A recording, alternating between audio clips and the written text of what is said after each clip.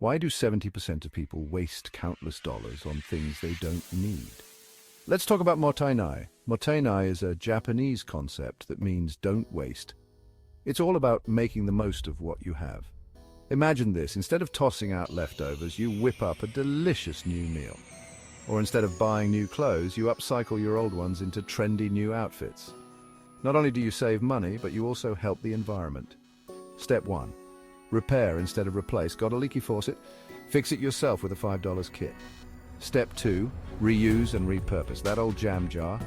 Perfect for storing spices. Step 3. Be mindful of consumption. Do you really need another pair of shoes? Or can you make do with what you have? By adopting mottainai, you're not just saving money. You're transforming your life and making a positive impact on the planet. Give it a try and watch both your wallet and the earth thank you. Psst, got a sec? Don't forget to like, share, and subscribe. Hit that button.